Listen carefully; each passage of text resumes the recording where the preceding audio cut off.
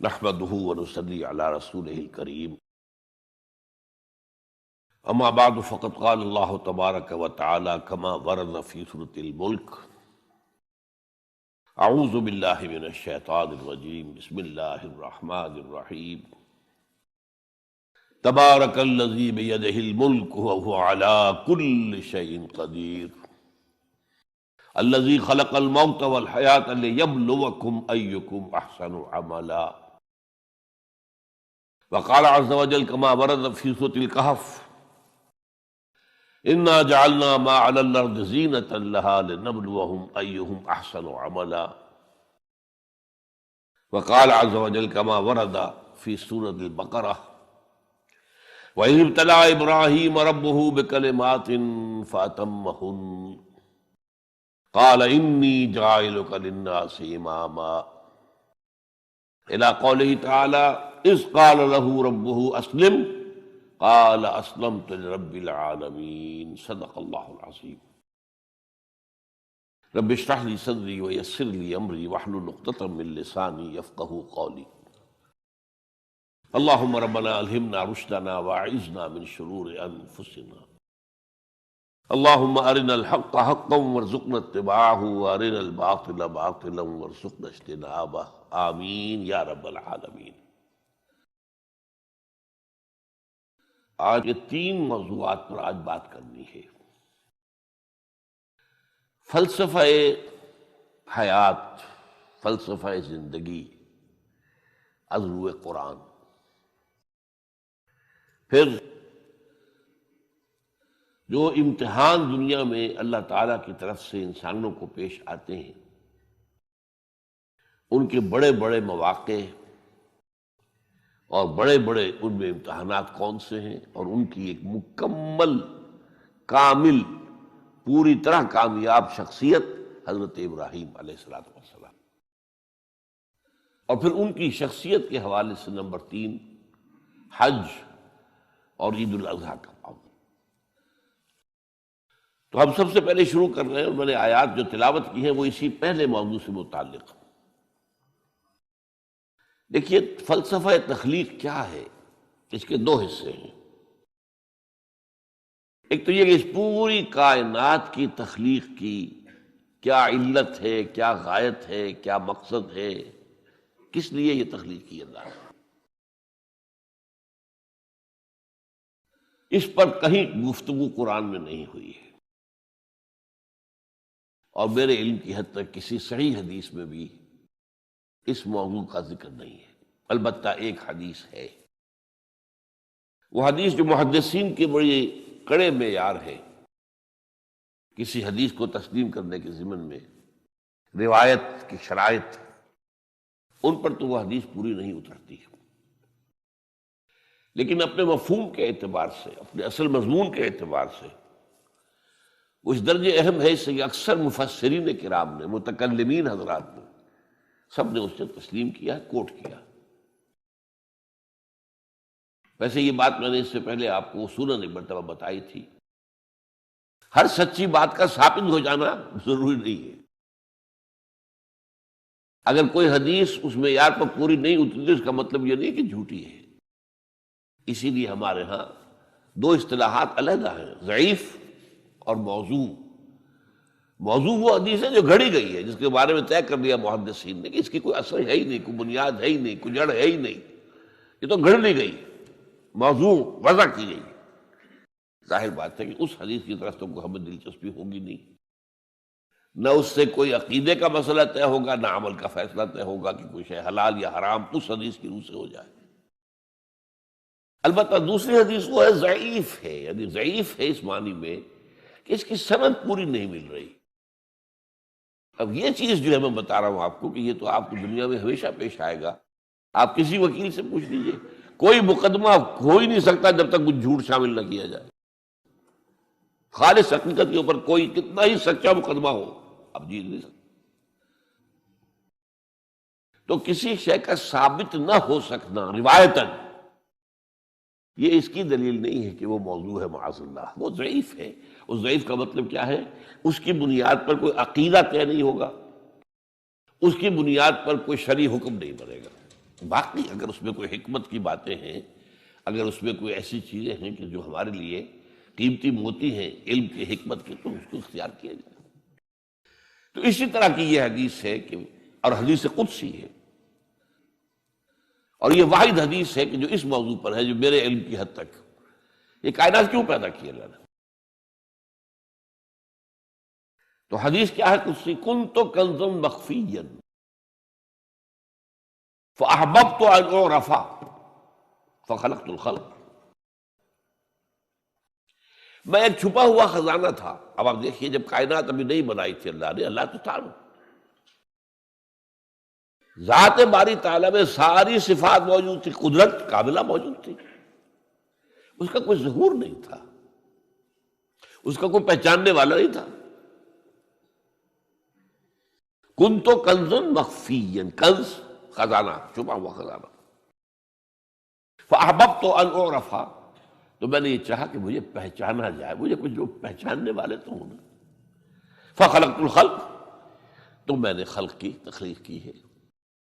اب اس میں دو پہلو ہو گئے، ایک تو اس خلق کے ذریعے سے مجھے پہچاننا، کائنات کو انسان دیکھتا ہے تبھی تو عظمت منکشف ہوتی ہے اللہ کی، اس کی قدرت خلاقی دیکھیے، اس کی حکمت کا کمال دیکھیے۔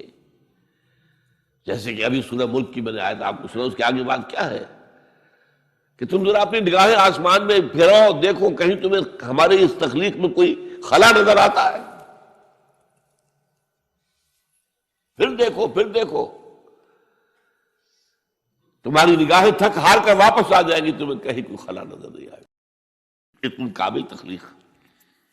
تو اگر کامل تخلیق ہے تو کامل تو اللہ کی ذات ہوئی نا، جس نے اس کو پیدا کیا۔ ایک تو اس کائنات سے اللہ کو پہچانا جائے، اور ایک کو پہچاننے والا بھی تو ہونا، وہ ہے آدم۔ اسی لیے تخلیق کا کمال، نقطہ عروج، کلائمیکس آدم، انسان۔ اس کو عقل دی، اپنی عقل سے دیکھو، پہچان۔ یہ اصل میں امتحان کا معاملہ ہوا ہے کہ جہاں تک تو ہے تخلیق کلی کا تھا سوال، اس کا تو اس کے سوا کوئی ہمارے پاس کوئی اور جواب ہے ہی نہیں، بس سیدھی سی بات۔ یہ حدیث قدسی کہ کنت کنزا مخفیا فاحببت ان اعرف فخلقت الخلق۔ ہاں، اب اس میں حیات دنیاوی کا مقصد کیا ہے؟ یہ جو انسان کی زندگی ہے، یہ کوئی 30 40 50 60 70 80 برس کی نہیں ہے۔ ہم پچھلے دنوں وہ احادیث پڑھ چکے ہیں، اور وہ آیات قرآن مجید ہیں جن میں کہ انسانی زندگی کے 5 ادوار میں نے گنوا دیے آپ کو۔ پہلی تخلیق ہوئی تھی صرف ارواح کی شکل میں، بدن نہیں تھے، وہ پہلی زندگی تھی ہماری۔ پھر ہمیں سلا دیا گیا، کولڈ سٹوریج میں رکھ دیا گیا، پھر اس دنیا کا سارا نظام مادی بنا، اور اس میں تخلیق آدم ہوئی مٹی سے، تو پھر وہ آدم کی روح پھونکی گئی، یہ دوسرا دور آ گیا۔ اب آدم ہے، روح ہے آدم جمع، جس میں آدم۔ پھر ان پر موت آئی، پھر جلایا جائے گا، اور پھر ہمیشہ کے لیے رہیں گے زندہ۔ تو کیا ہے یہ زندگی آپ کے خیال میں؟ یہ 50 60 70 سال، یہ چھوٹا سا ٹکڑا ہے البتہ۔ اسی کو اقبال کہتا ہے نا، تو اسے پیمانہ امروز و فردا سے نہ ناپ، جاویداں پہم دواں ہر دم جواں ہے زندگی۔ یہ کوئی 25 30 60 70 سال، ان میں سے بھی کیا ہے، کافی بڑا حصہ تو گزر گیا، شعور ہی نہیں، ابھی فہم ہی نہیں، سمجھ ہی نہیں، اور ایک خاص عمر کو پہنچنے کے بعد پھر معلوم ہوتا ریورس گیئر لگ گیا کہ لا یعلم من بعد علم شیئا، جو کچھ سیکھا پڑھا تھا وہ بھی گیا، اب تو وہ میموری ہی ختم ہو گئی۔ لہذا تھوڑا سا وقفہ ہے، 40 50 سال بس کریں گے میکسیمم۔ نہیں، انسانی زندگی یہ نہیں ہے۔ تو اسے پیمانہ امروز و فردا سے نہ ناپ، جاویداں پہم دواں ہر دم جواں ہے زندگی۔ اور ایک عجیب مصرع ہے اس شعر کے اندر، اس غزل کے اندر، ہے کبھی جاں اور کبھی تسلیم جاں ہے زندگی۔ اس کو بہت کم لوگ سمجھتے ہیں، تسلیم جان کا کیا مطلب ہے۔ اس وقت تو میری زندگی کیا ہے، میری جان کے حوالے سے زندہ ہوں نا میں، ہے کبھی جان، اور اگر میں اللہ کی راہ میں گردن کٹوا دوں تو جان دے کر جو زندگی ملے گی اس سے اس جیسے تو اور کوئی زندگی ہو ہی نہیں سکتی۔ تسلیم جان، جان دے دینا۔ وَلَا تَقُولُوا لِمَن يُقْتَلُ فِي سَبِيلِ اللَّهِ أَمْوَاتٌ بَلْ أَحْيَاءٌ وَلَٰكِن لَا تَشْعُرُونَ۔ اور پھر اس میں شعر آتا ہے آخری علامہ اقبال کا، قلزم ہستی سے تو ابرا ہے مانند حباب۔ آپ اندازہ کیجئے یہ کائنات ہستی، یہ تو پیسیفک اوشن سمجھیے، قلزم ہستی سے تو، اب تیری حیثیت کیا ہے؟ حباب، جیسا سطح سمندر کے اوپر یہ بلبلے ہیں، بس ہماری حیثیت اس کی صفت کچھ نہیں۔ قلزم ہستی سے تو ابرا ہے مانند حباب، اس زیاں خانے میں تیرا امتحان ہے زندگی۔ یہ جو دور ہے ہمیں دیا گیا ہے زندگی کا، یہ جو ہے اس زندگی میں سے کاٹ دیا گیا کچھ حصہ۔ پہلا حصہ جو تھا وہ روحانی، اس کے بعد موت آ گئی، پھر وہ زندگی آئی جو اس دنیا کی ہے، پھر موت آ جائے گی۔ ان دو موتوں کے درمیان ایک زندگی ہے، اور ایک پہلی موت سے پہلے بھی زندگی تھی، اور دوسری موت کے بعد کی زندگی، 5 ادوار پھر میں گنوا رہا ہوں آپ کو۔ اس حوالے سے جو مقصد حیات ہے دنیاوی، وہ ہے امتحان۔ اس لیے میں نے وہ آیات آپ کو سنائی، تبارک الذی بیدہ الملک وہو علی کل شیء قدیر الذی خلق الموت والحیاۃ لیبلوکم ایکم احسن عملا۔ اس نے یہ موت و حیات کا سلسلہ کیوں پیدا کیا؟ کیوں یہ دو موتوں کے درمیان یہ چھوٹی زندگی علیحدہ کر دی، اور ان زندگیوں سے علیحدہ کر دیا جو پہلے تھی اور بعد میں آنے والی ہے اور جو ابدی ہے؟ خلق الموت والحیاۃ لیبلوکم ایکم احسن عملا، یہ امتحانی وقفہ ہے تمہارا، وہ تمہیں آزمانا چاہتا ہے۔ بلا یبلو، اسی سے ابتلا کا لفظ بنا ہے، باب افتعال، امتحان لینا ہے، اس کو آزمانا۔ لیبلوکم ایکم احسن عملا، تاکہ اللہ جانچے تمہیں، پرکھے کون ہے تم میں سے اچھے عمل کرنے والے۔ پھر یہی بات جو ہے بہت اور شاندار انداز میں سورہ کہف میں آئی ہے، انا جعلنا ما علی الارض زینۃ لہا لنبلوہم ایہم احسن عملا۔ اس زمین پہ جو کچھ ہم نے بنایا ہے اس کا سنگھار ہے، زینت ہے۔ کھیتی لہلہا رہی ہے، آپ دیکھیے کاشتکار کا، کسان کا دل جو ہے باغ باغ ہو رہا ہے کہ نہیں؟ اس کی محنت، اس کی بہت بڑا محل آپ نے بنایا، بہت اچھا لگتا ہے آپ کو۔ وَمَسَاكِنَ تَرْضَوْنَهَا، یہ ساری چیزیں زندگی، اور آج آپ کو معلوم ہے جتنا جتنا یہ دجالی زمانہ آ رہا ہے ہم پر، اتنی ہی زندگی زیادہ پرکشش، زیادہ اٹریکٹیو۔ امریکہ میں جا کر دیکھیے، آدمی مبہوت ہو جائے گا۔ فرمایا ہم نے اس کو، اس کی آزمائش اور زمائش بنا دیا ہے، لنبلوکم ایکم احسن عملا، ہم تمہارا امتحان لینا چاہتے ہیں کہ اس کے حسن کے گرویدہ ہو کر رہ گئے یا نہیں، ہمارے جلال و جمال سے اپنا تعلق قائم کر کے ہمارے طالب بنے، دنیا کے طالب نہیں بنے۔ یہ امتحان ہے۔ رخ روشن کے آگے شمع رکھ کر وہ یہ کہتے ہیں، ادھر جاتا ہے دیکھیں یا ادھر پروانہ آتا ہے۔ یہ امتحان ہے۔ رخ روشن اللہ کا ہے، اور یہ ایک سراب ہے، لیکن ہے بہت کشش والا۔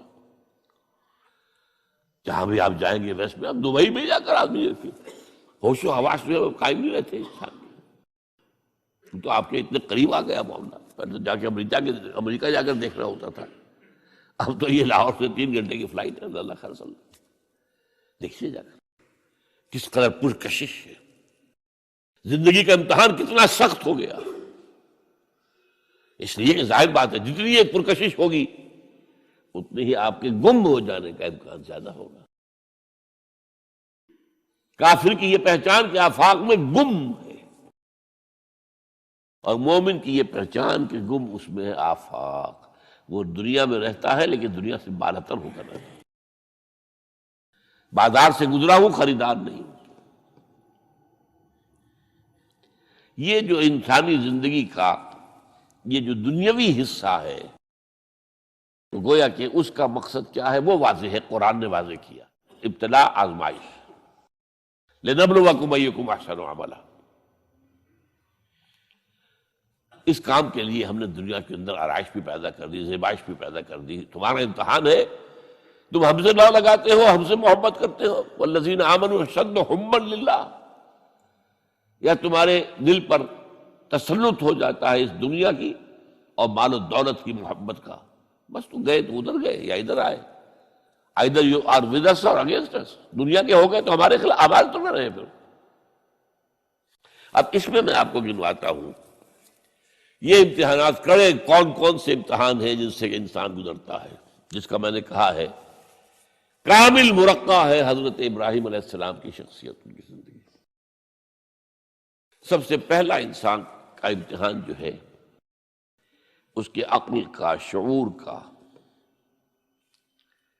اس کے فہم کا، اس کی فطرت کا، اس کی جبلت کا، وہ کیا ہے؟ اس دنیا میں آنکھیں کھولنے کے بعد اللہ تعالیٰ پر ایمان لاتا ہے یا نہیں؟ اللہ کو پہچانتا ہے کہ نہیں؟ میرا خالق کون؟ میرا مالک کون؟ میرا پیدا کرنے والا کون؟ کون میرا محبوب ہے؟ کون میرا مقصود ہے؟ کون میرا مطلوب ہے؟ کون میرا حاکم ہے؟ کون میرا آقا ہے؟ کون ہے قانون دینے والا؟ کون ہے ہدایت دینے والا؟ یہ پہچان لینا عقل و فطرت کا پہلا امتحان ہے جس سے انسان گزرتا ہے۔ اور ظاہر بات یہ امتحان جتنا کسی ماحول میں گمراہی، شرک، کفر کے تہ برتہ اندھیرے ہوں گے اتنا ہی امتحان سخت ہوگا۔ آپ مسلمانوں کے ماحول میں رہ رہے ہیں تو ٹھیک ہے، مسلمان بھی اب دنیا پرست بن گئے ہیں یا جو بھی آپ کہیں، حقیقی مسلمان تو دیکھنے کو نہیں ملتا، پھر بھی بہرحال اسلام تو ہے نا۔ یہاں کسی نہ کسی دیکھ کو تو چیز کو تو اللہ یاد آ جاتا ہے، کبھی نہ کبھی تو کسی کی بات ہی دل میں اتر جاتی ہے، کوئی اللہ کا بندہ جو ہے خلوص و اخلاص سے کہتا ہے بات اور وہ آپ کے دل میں اتر گئی۔ آپ ایسے معاشرے کا تصور کیجیے جہاں سرے سے ہدایت ہے ہی نہیں، کفر ہی کفر ہے، شرک ہی شرک ہے، باطل ہی باطل ہے، اس میں ایک شخص آنکھ کھولے اور پھر وہاں وہ خالق حقیقی کو پہچان لے، یہ ہے سب سے بڑی کامیابی۔ آپ کو معلوم ہے قرآن مجید میں سورہ انعام میں پورا قصہ بیان ہوا ہے، جس ماحول میں کہ حضرت ابراہیم نے آنکھ کھولی ہے وہ ماحول کون سا ہے؟ ہر طرح کا شرک وہاں پر انتہائی درجے میں موجود تھا، سورج اور چاند اور ستاروں کی پرستش، بتوں کی پرستش، اور سیاسی شرک۔ بادشاہ کہتا تھا میں خدا ہوں، نمرود جو دعویٰ تھا فرعون کا وہی اس کا تھا۔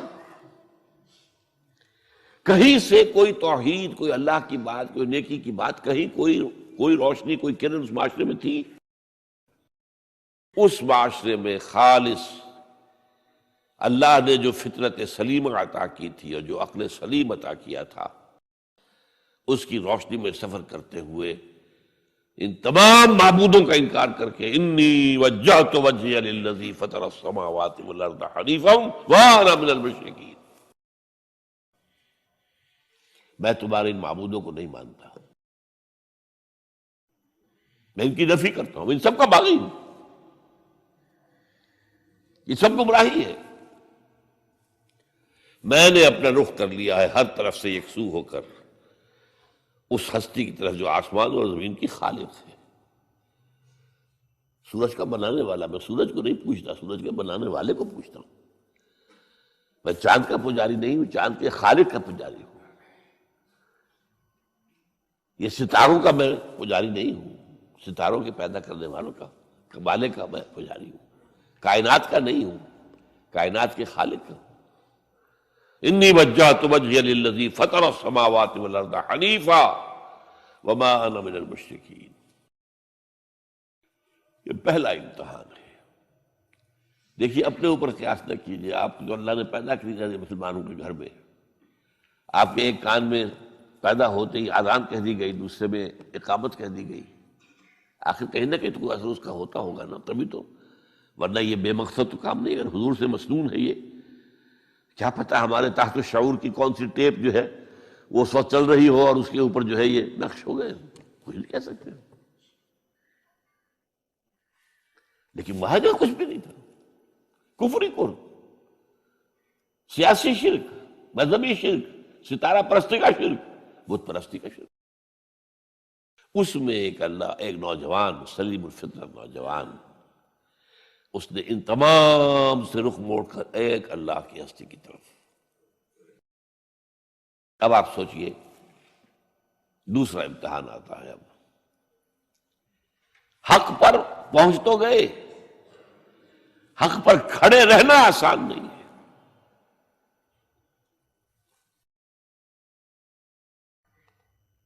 اس کے لیے امتحانات آئیں گے، آزمایا جائے گا۔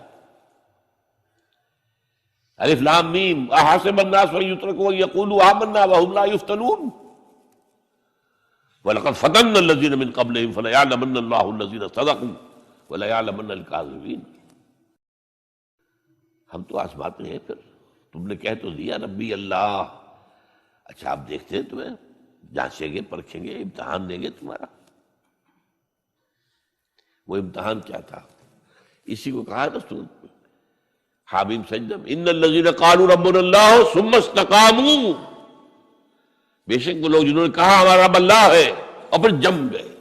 یہ جم جانا جو ہے اس استقامت میں قیامت مضمر ہے۔ سب سے پہلے گھر میں جنگ ہوئی، باپ کہتا ہے ابراہیم کیا اراغب انت عن آلہتی یا ابراہیم، اے ابراہیم یہ کیا تم میرے آلہہ، میرے جو معبود ہیں ان سے تم نے روگردانی کر دی ہے۔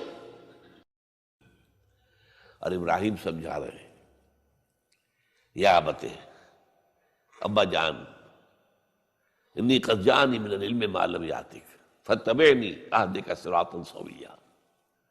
ابا جان میرے پاس وہ علم آیا ہے جو آپ کے پاس نہیں آیا، مجھے اللہ نے وحی کے ذریعے سے ہدایت کاملہ عطا کر دی ہے، تو آپ کو میری پیروی کرنی پڑے گی۔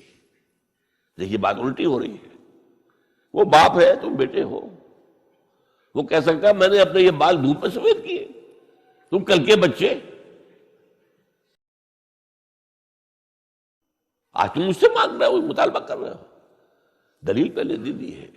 یا ابت انی قد جانی من العلم ما لم یاتک، وہ علم کا وہ شعبہ آپ کے پاس ہے ہی نہیں جو اللہ نے مجھے وحی کے ذریعے سے دے دیا، لہٰذا آپ کو میری پیروی کرنی ہوگی۔ یا ابت لا تعبد الشیطان، ابا جان دیکھیں شیطان کی پیروی نہ کیجیے، انہ قال للرحمن عصیا، وہ تو رحمان کا بڑا گنہگار تھا، سرکش تھا، باغی تھا۔ یا ابت انی اخاف ان یمسک عذاب من الرحمن فتکون للشیطان ولیا، ابا جان مجھے بڑا اندیشہ ہے کہ آپ کہیں اللہ کی نگاہ میں شیطان کے ساتھیوں میں شمار نہ ہو جائیں اور پھر آپ پر اللہ کا عذاب نہ آ جائے۔ لیکن جواب کیا دیا باپ نے؟ اراغب انت عن آلہتی یا ابراہیم لئن لم تنتہ لارجمنک واہجرنی ملیا، اے ابراہیم میرے آلہہ میرے معبودوں سے روگردانی کر رہا ہے، باز نہیں آؤ گے سنسار کر دوں گا، پتھر مار مار کے ہلاک کر دوں گا، اور نکل جاؤ، دفع ہو جاؤ میری نگاہوں کے سامنے سے۔ وہ فطرت سلیمہ کا حامل نوجوان کیا کہتا ہے؟ قال سلام علیک، اچھا ابا جان آپ پر سلامتی ہو، میں قال سلام علیک، میں جاتا ہوں، گھر چھوڑ کے جا رہا ہوں، لیکن میں اپنے رب سے آپ کے لیے دعا کروں گا کہ وہ آپ کو ہدایت دے، وہ مجھ پر بڑا مہربان ہے، مجھے امید ہے کہ وہ میری اس دعا کو رد نہیں کرے۔ اب اس سے آگے بات بڑھی، ابراہیم سوچتے ہیں کہ ان لوگوں کے اوپر کوئی تیشہ زوردار مارنا ہوگا، یہ جاگنے کو تیار نہیں ہے۔ میں ان سے کہتا ہوں تو ہاں کہتے ہیں ہاں ٹھیک تو کہہ رہے ہو تم، لیکن نہیں بھائی یہ ہمارے آباء و اجداد کا دین ہے، اس پہ چلے آ رہے ہیں، کیسے چھوڑ دیں ہم؟ بات تو تمہاری ٹھیک لگتی ہے ابراہیم، تم بات تو صحیح کر رہے ہو، لیکن سورہ عنکبوت میں فرمایا مودۃ بینکم فی الحیات الدنیا، حضرت ابراہیم نے کہا تم اپنے دنیا کی زندگی کی محبتوں کی وجہ سے جکڑے ہوئے ہو، ورنہ تمہیں معلوم ہے میں نے کھول دیا تم پر کہ یہ سب بکواس ہے، یہ تمہارے عقائد جو ہیں بے بنیاد ہیں، لیکن دنیاوی محبتیں یہ تعلق جو ہے تمہیں کھڑا کیے ہوئے ہے۔ جب انہوں نے دیکھا کہ ان پر، اسی اقبال کا شعر ہے کہ پھول کی پتی سے کٹ سکتا ہے ہیرے کا جگر، مرد ناداں پر کلام نرم و نازک بے اثر، مرد ناداں پر کلام نرم و نازک، اس کے اوپر تو وہ ہتھوڑا چلانا پڑتا ہے، وہ ہتھوڑا چلانے کی سوچی